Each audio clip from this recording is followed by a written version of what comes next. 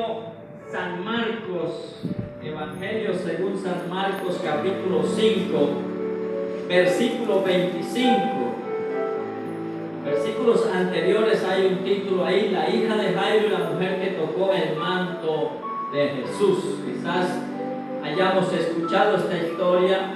Evangelio según San Marcos, capítulo 5, versículo 25. Me dice amén, cuando estoy ubicado. Amén. ¿Lo tenemos? Dice la palabra del Señor, San Marcos capítulo 5, versículo 25. Pero una mujer que desde hacía 12 años padecía de flujo de sangre y había sufrido mucho de muchos médicos y gastado todo lo que tenía y nada había aprovechado, antes le iba ¿qué? Peor. Cuando oyó hablar de Jesús, vino por detrás entre la multitud y tocó su manto, porque decía: si tocare tan solamente su manto, seré salva. Y enseguida la fuente de su sangre se secó y sintió en el cuerpo que estaba sana de aquel azote. Luego Jesús, conociendo en sí mismo el poder que había salido de él, volviéndose a la multitud, dijo: ¿quién me ha tocado mis vestidos? Sus discípulos le dijeron: ves que la multitud te aprieta y dices: ¿quién me ha tocado? Pero él miraba alrededor para ver quién había hecho esto. Entonces la mujer, temiendo y temblando, sabiendo lo que ella había sido hecho, vino y se postró delante de él y le dijo por toda la verdad. Y él le dijo: hija, tu fe te ha hecho salva, ve en paz y queda sana de tu azote. Amén y amén. Diga conmigo: Señor Jesucristo, en esta tarde entra en mi vida, toma control de todo mi ser y ayúdame a entender tu palabra cada día más. Amén y amén. Vemos a una mujer que tenía un ¿qué? Problema. Una enfermedad es un problema. Y no un problema que se soluciona con cualquier cosa, porque era su cuerpo, ¿verdad? Cuando nuestro cuerpo es tocado, tendemos a desesperarnos, porque es lo máximo que nosotros tenemos, nuestro cuerpo. Y esta mujer fue tocada por un flujo de sangre continuo durante 12 largos años. Imagínese usted, las mujeres saben con más de qué se está hablando. Versículo 25, pero una mujer que desde hacía ¿cuánto? 12 años padecía de flujo de ¿qué? De sangre. Un flujo ¿qué? Continuo de sangre. Tremendo, un flujo continuo en su sangre. La mujer no cesaba durante 12 largos años pasando por esta situación. Versículo 26 dice: y había sufrido mucho de muchos médicos y gastado todo lo que tenía y nada había aprovechado. Antes le iba ¿qué? O sea que la mujer había ido ¿a dónde? A los médicos. También vemos aquí que no era una mujer, no era muy pobre. Dice que había gastado todo lo que ¿qué? Tenía. Todo lo que tenía. Usted ve el pasaje ahí, no era una mujer pobre, era una mujer pudiente. Había ido allí, había ido allá, estaba desesperada, buscando una solución para esta situación. Pero déjame decirle, como dicen Romanos: pero a los hijos de Dios todas las cosas nos ayudan a bien, y esto es a los que conforme a su propósito son llamados. Esta mujer quizás había sido predestinada para encontrarse con el Señor. Y un medio que usa el Señor es permitir esto en su cuerpo, para que ella viniese a Él y conociera el propósito para el cual había sido creada. Muchas veces Dios permite cosas en tu vida y en mi vida. ¿Sabe para qué? Para traernos y enseñarnos el propósito para el cual fuimos creados. Porque cuando estamos bien, poco se nos da, vivimos tranquilos, relajados, ¿cierto?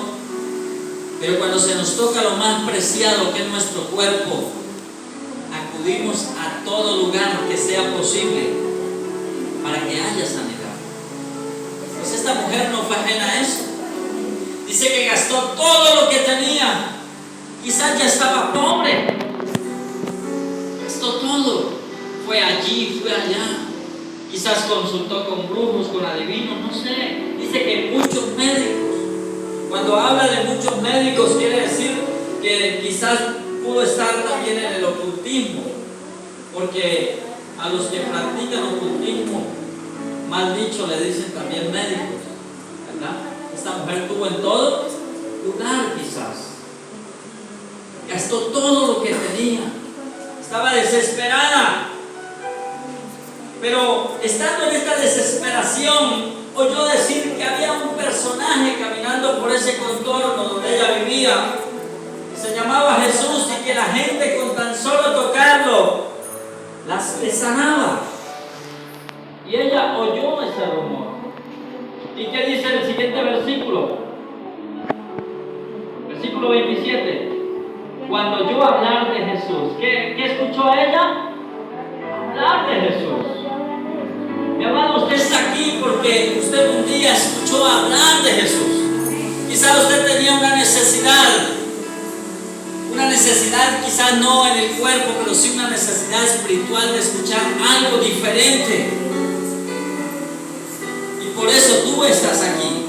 Y esta mujer dice, cuando oyó hablar de Jesús, vino por detrás de entre la multitud y tocó su manto. ¿Qué hizo esta mujer? Oyó hablar de Jesús, pero también actuó. Lo buscó a donde estaba. Por detrás de una ¿qué? Multitud. ¿Qué significa la multitud para esta mujer? Significa obstáculos. Imagine usted las multitudes que servían al Señor. Pues para no hablar así tanto, una vez alimentó a 4,000, otra vez alimentó a 5,000, ¿verdad? Con unos 5 panes y 5 peces. ¿Alimentó a cuántos? A 5,000.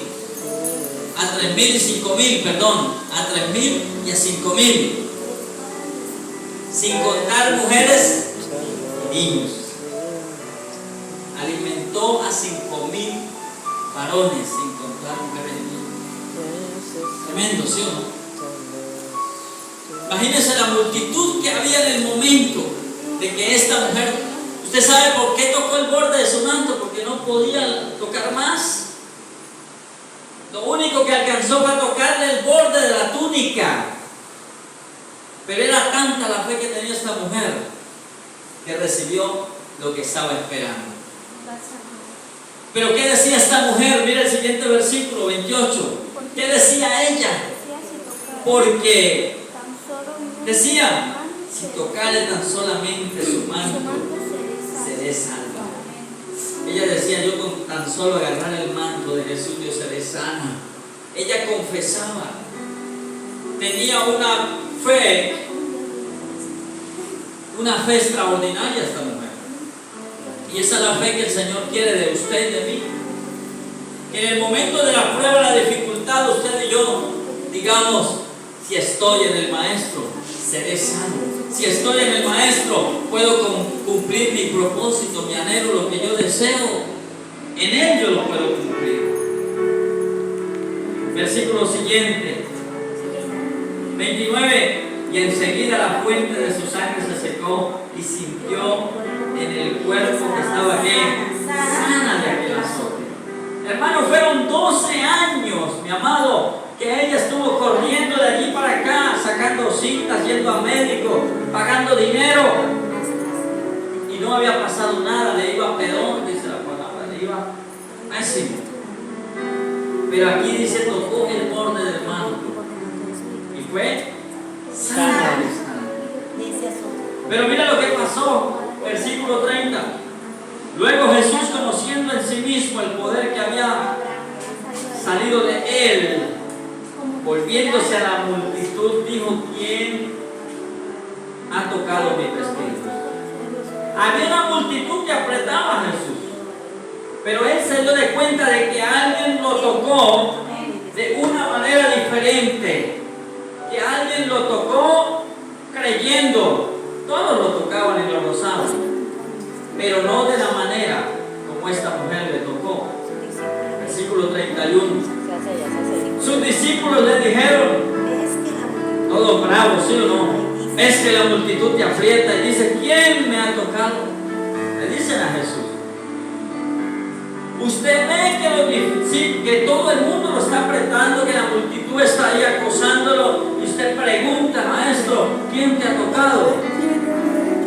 ¿Ah? Él pregunta: ¿quién me ha tocado? Pregunta, hace una pregunta.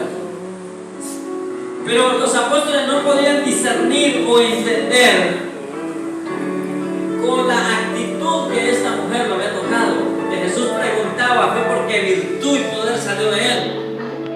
Alguien lo tocó de una manera diferente. Versículo 31, 32. Pero él miraba alrededor para ver quién había hecho. O sea, nadie se declaraba, él ya sabía en su espíritu como Dios quién lo había hecho, pero él quería enseñar ese día algo. Recuerde usted, cada cosa que el maestro hizo en esta tierra, la hizo para enseñarnos algo. Y cada cosa que él hace en este tiempo y hará es para enseñarnos algo. Todo tiene un propósito en Dios. Y él miraba para todos lados. Bueno, ¿quién? Dice, pero él miraba alrededor para ver quién había hecho esto, ¿verdad? Y la mujer no aguantó más. Versículo 33. Entonces la mujer, temiendo y temblando, pensando que el Señor le iba a regañar, ¿ah? ¿Qué dijo? Entonces la mujer, temiendo y temblando, sabiendo lo que en ella había sido hecho, vino y se postró delante de él y le dijo toda la verdad. ¿Cuál era el propósito eterno de Dios en esta mujer? Que se postrara ante el Hijo de Dios y le reconociera y declarara lo que había sido hecho en ella. Todo lo que sucede con un propósito eterno, y es llevarnos al conocimiento del Hijo de Dios. Y yo puedo asegurar que esta mujer, su vida fue diferente. Me imagino allí al lado de Jesús, ayudándolo a secar, dándole agüita, sirviéndole al maestro. ¿Quién no va a quedar agradecido de un milagro tan extraordinario? Me imagino que no se perdía enseñanza. Es más, el día que fue crucificado, dice la palabra, que muchas mujeres lo seguían a lo lejos. Estaban ahí al lado de él. Y aún cuando fue crucificado, las mujeres estaban ahí. Qué vergüenza con los hombres. Todos salieron, se perdieron por allá. Pero las mujeres estuvieron ahí con el maestro. ¿Sabe por qué? Porque muchas veces la mujer tiene el corazón más sensible que nosotros los hombres, ¿verdad? Ahorita Dios nos ha hecho sensibles. Los que estamos aquí, Dios nos ha transformado. Pero la mujer, no sé, hay algo. En una congregación de 1000 hombres, de 300, de 100, siempre hay más mujeres que hombres. ¿Qué será eso? ¿Verdad? Que el día que crucificaron al Señor, las mujeres estaban ahí, paradas en la playa, al lado del maestro. Y esta mujer, me imagino que no lo volvió a abandonar más. Ella, cuando iba Jesús, allá iba. Estaba agradecida con él. Y mira la palabra que él le suelta, versículo 34. Y él le dijo: hija, qué cosa tan hermosa. Tu fe te ha hecho salva. Ve en paz y queda sana de tu azote. Amén. La declaró Sana. y luego sana. ¿Cuál era el propósito que Dios tenía con esta mujer? traer la salvación y sanarla, o sanarla para traer la salvación, porque ese conocimiento nunca más quizás en esa mujer se fue. Ese es el propósito. El propósito de cada milagro que vemos en la palabra siempre es conducir a la persona a Jesucristo, conducirlo a Él. Y en este tiempo el propósito de cada cosa que sucede es también inducirnos, conducirnos al Señor Jesucristo, al conocimiento del Dios eterno. Según de Tesalonicenses capítulo 1, versículo 12.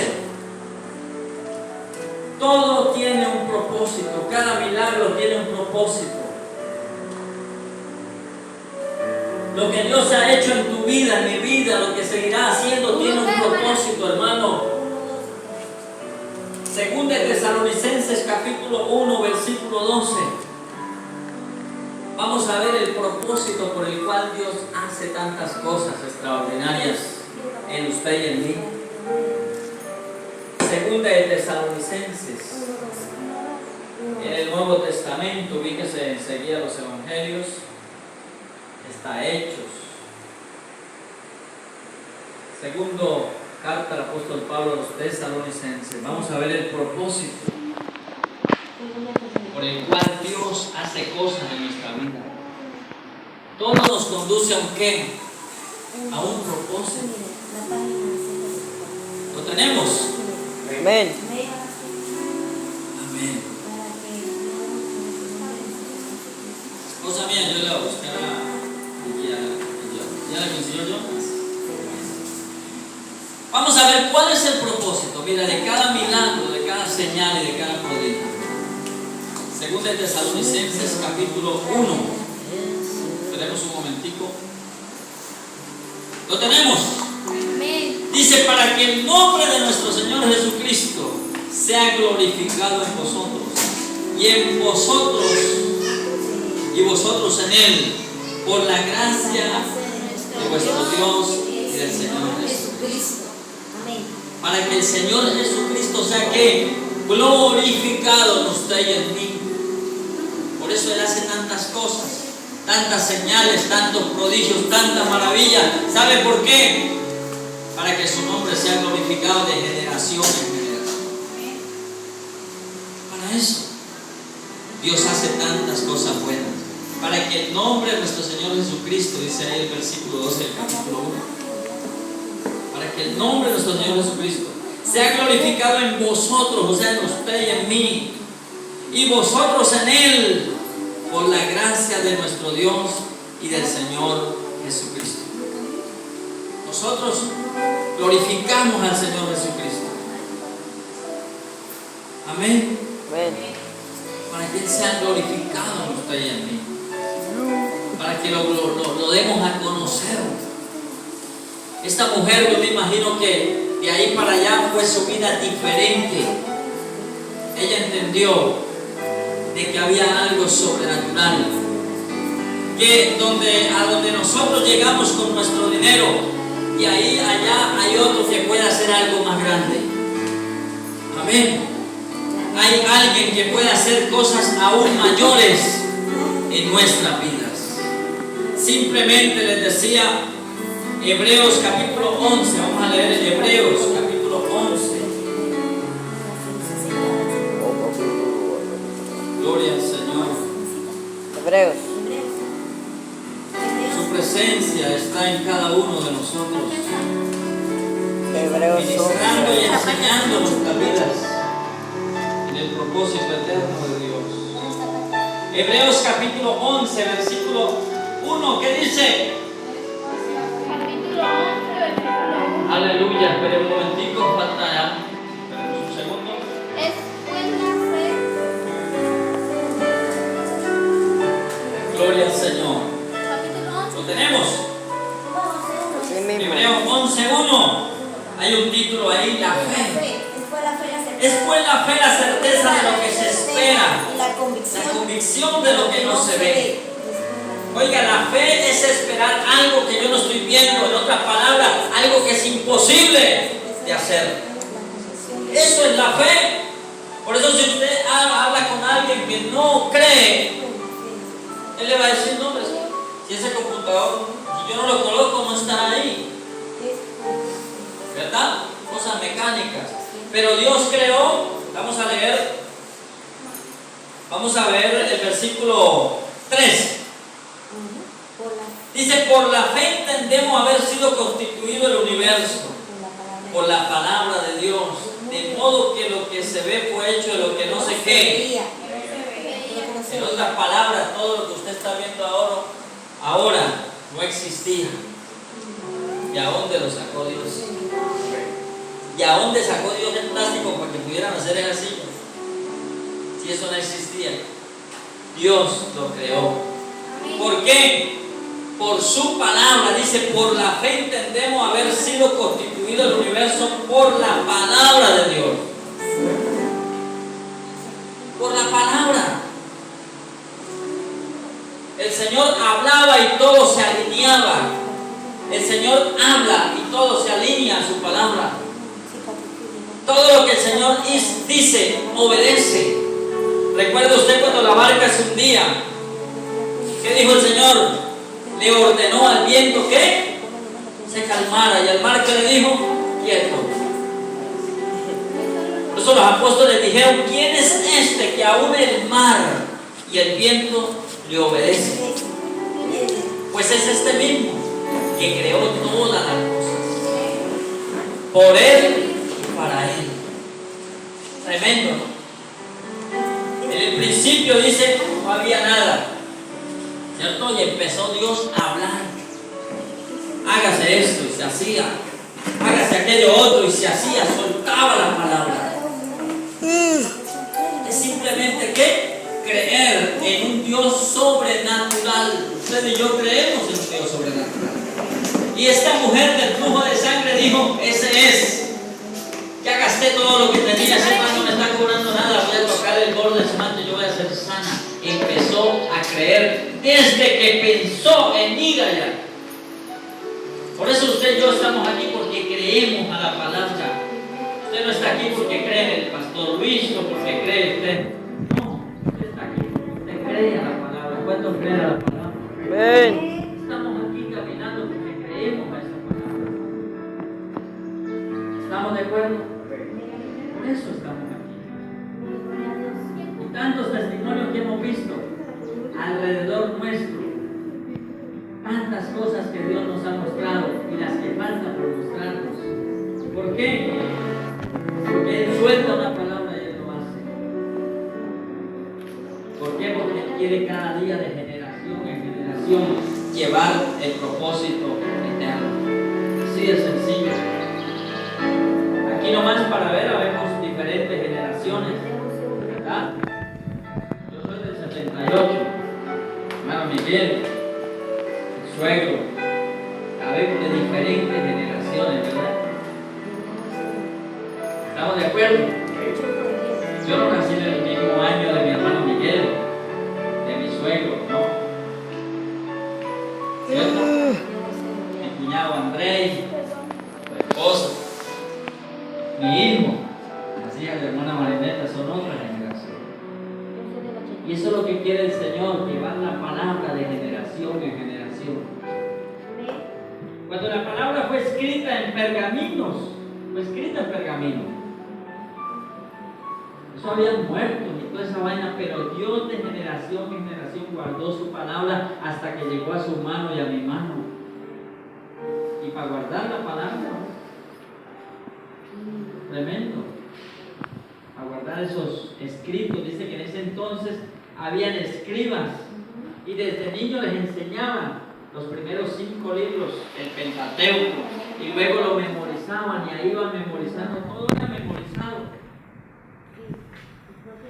De generación, cuando el sacerdote o el que era encargado de guardar la palabra se estaba poniendo ya viejo y él enseñaba a otros, ya lo llevaba para que pasara a otra generación. Iglesia, que nosotros pasemos la palabra de generación en generación también. ¿Estamos de acuerdo?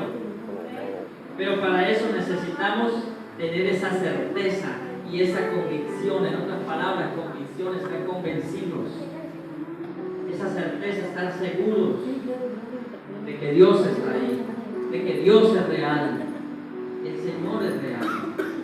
¿Estamos de acuerdo? Dios es real en su vida y en mi vida. Y cada vez que nos acercamos, dice la palabra, creamos que le hay, que Él lo puede hacer, que Él lo hace, estar convencido de eso. Porque para testimonio tenemos todas las cosas que existen, el Señor las creó. Y ahora todos los labrados y esto, pues imagínense, Dios empezó a colocar sabiduría. Dice, cuando empezaron a construir el templo en el Antiguo Testamento, dice que a uno le dio sabiduría para tallar, a otros para trabajar con oro, a otros para trabajar con plata, con madera. Bueno, a cada uno le iba dando su talento. Por eso usted en el mundo ve que uno hace puertas, el otro hace casas, el otro hace una cosa, el otro hace otra. Hay sabiduría, ¿cierto? Porque Dios mismo colocó eso en cada vida para que se fuera construyendo lo que vemos. Así se construyó el primer tabernáculo en Israel. De esa manera Dios mismo llamaba, Dios mismo traía. Entonces, ¿qué fue la fe? La certeza de lo que se espera y esa convicción de lo que no se ve. Mis amados, la fe nos lleva a alcanzar cosas extraordinarias en Dios. La fe nos lleva al propósito eterno, que es conocer cada día más a su Hijo amado. Ese es el propósito, cada día conocerle a Él. Y Él colocará cosas para que nosotros cada día le conozcamos más. Para que cada día nos quedemos sorprendidos. Cada día nos quedamos sorprendidos del Señor, de lo que Él hace, de lo que Él puede hacer y de lo que Él va a hacer cada día en nuestras vidas. Mis amados, el Señor, en su palabra, en esta tarde nos dice que todo tiene un propósito. Toda nuestra vida tiene un propósito. Esa dificultad que usted pasa, que le acongoja el corazón, que le preocupa, esa dificultad tiene un propósito en Dios, y es llevarte a conocer cada día más de ese Dios proveedor, ese Dios que provee todas las cosas. El pueblo de Israel sale de Egipto y sienten sed.